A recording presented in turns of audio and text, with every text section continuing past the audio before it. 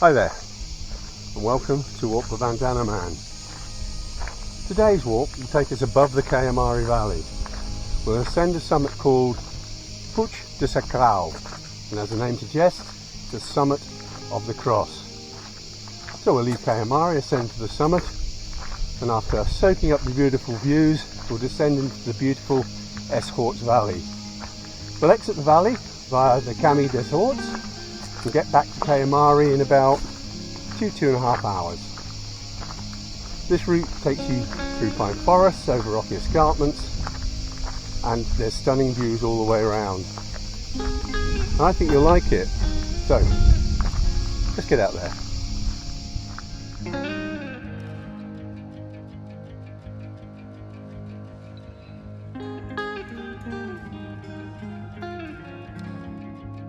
The public car park in Caimari is quite easy to find.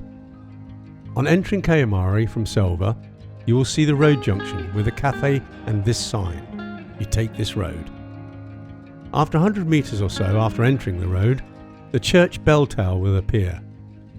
On your left, you will see the village square, and on the church wall is the sign for parking. You turn right here. The car park has room for about 60 cars, but it will get pretty busy on weekends, particularly Sundays. Exit the car park at the church and retrace your steps back to the main road. Turn right and walk until you come across this cafe, Sa Fornassos. Look diagonally left and you will see this road. Take it. Carry on around a left-hand bend and a straight road that leads uphill will appear. Take it and you will arrive at potential parking spaces at the entrance of the recreation area Sa Fornassos. Enter the recreation area via the foot gate, and when you have passed the toilet block, look right and you will see a track, the Caimari des Horts. Take this and in 15 minutes you will arrive at the col.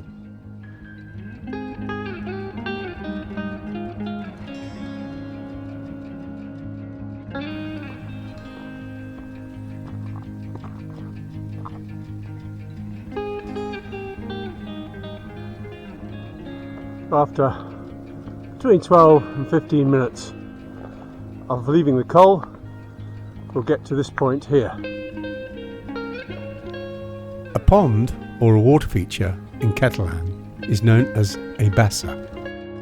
From the pond here, if you have a look up onto where the skyline is there, for about 3 or 4 minutes, if you make your way through the catrix grass to that skyline, there's a couple of crags, and if you can get onto those crags, they're not very high, you will see beautiful views into the upper Caimari Valley and to the central mountains. Worth a shot. It's only about 2 or 3 minutes up there.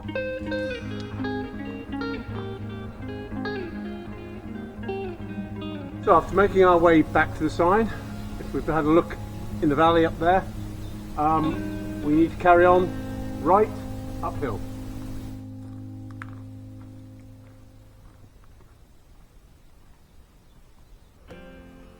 Every now and then you can pick out beautiful views on the way up. And over the other side, a wonderful view over a little bit of the central hills and Ancourt de Veille.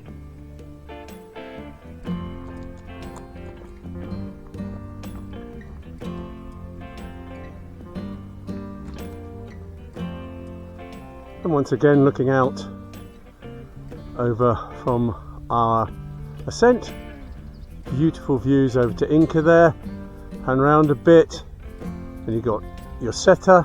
I don't know if you can make it, the cement works out, and right in the background there is Vinicelem.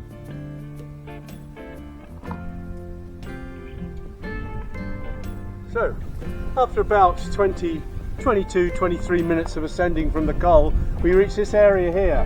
It's a big flat area of about 10 meters in diameter, and this is where the ermita was supposed to have been. Though you can't see any physical evidence of any walls or anything, it's worth getting to this point because the views out there are absolutely stunning. Let me show you. Right from the Bay of Alcudia panning right across.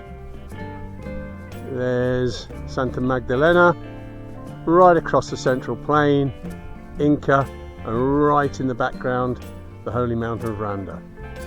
Absolutely beautiful. You can see the two trees there which we came through to reach this point.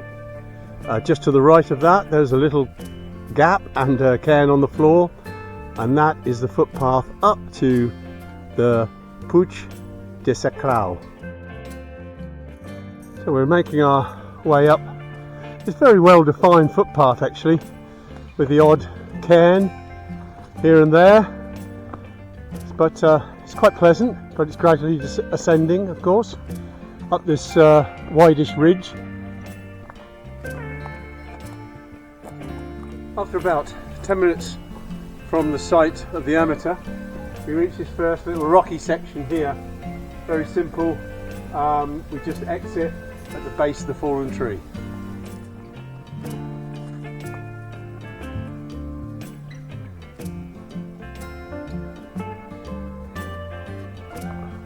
After about 20 minutes of leaving the amateur, we get to this second little rocky section. It's a little bit more hands-on here, but it's nothing to worry about. It lies at a good angle.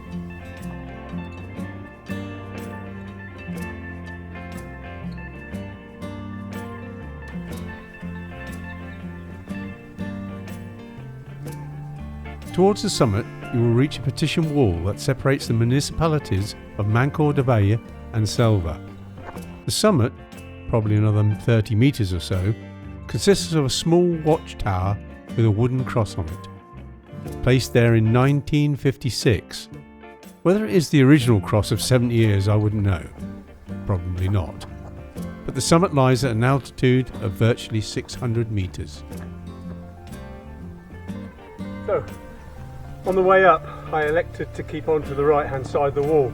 It looked like it was easier ground because you could have crossed the wall a little bit lower and came up on the left hand side, but it looked to me like this was the easiest option.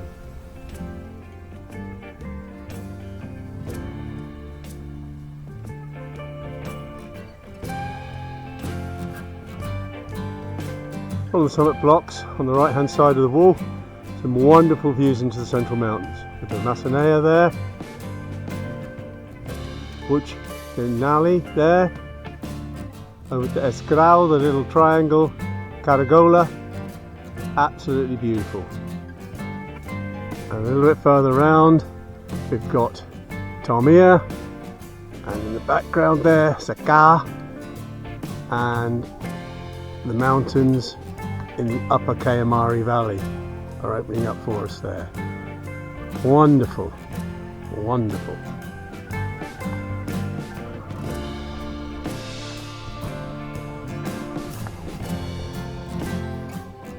So after spending a few minutes soaking up the beautiful, beautiful views from the summit, it's time to make our way down.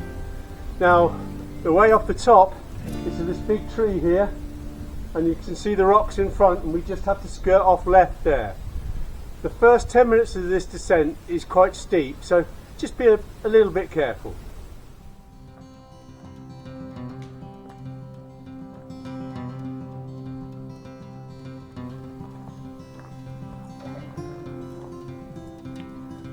So, after coming down and skirting off left there, we carry on in that direction across the top of this col, and when we hit a crag over the other side, about 20 metres from here, you'll see down to the right there's an earthen and rocky path leading off down quite steeply, so as I said, just be careful.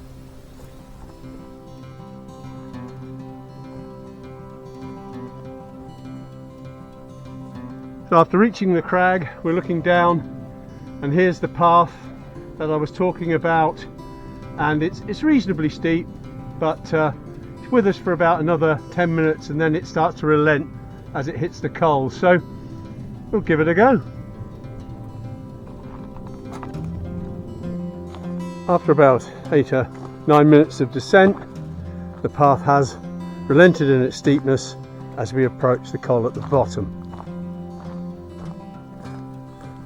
So after 10 or 12 minutes of descending from the summit, we reach this area this flat area which is col-like, and the wall behind us has a gap which we have to go through.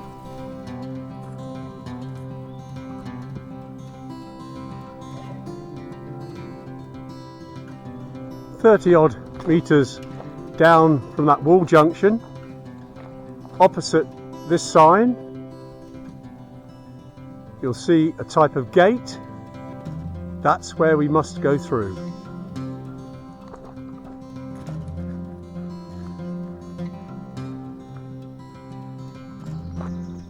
After a few minutes we have a decision to make, whether we go down there, follow that cairn, or we go follow that cairn over these rocks. They both come to the same place, but I would choose the rocks one because the right hand path is very steep and it's full of soil which will move under your feet.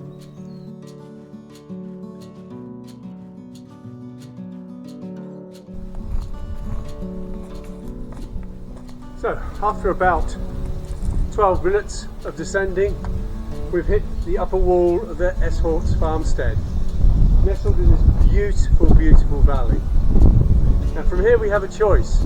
We can either go via a track to the left, which is about 6 minutes before we hit the road, or we can go down to the right, probably about the same time.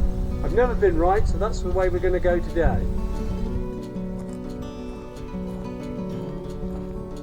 And here is where the tracks join from the left and right, and we need to go down there to the road, about 100-150 metres.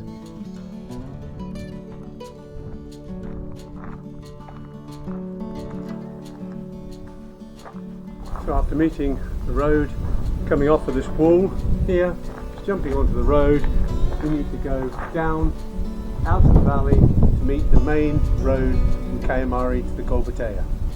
About 25 minutes.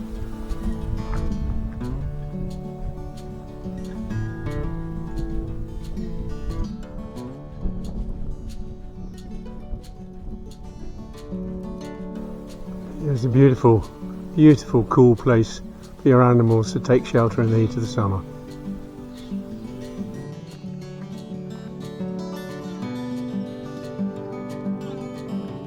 And here we are, back in Caimari, completing another local hike. This very pleasant walk has many different types of terrain to negotiate, and has its moments of steepness, particularly coming off the Puig to descend into the Es Horts Valley. But with a plethora of fine views and vistas, it makes that extra effort worthwhile. So if this is another one of your types of walks, why not join me on another walk in the near future?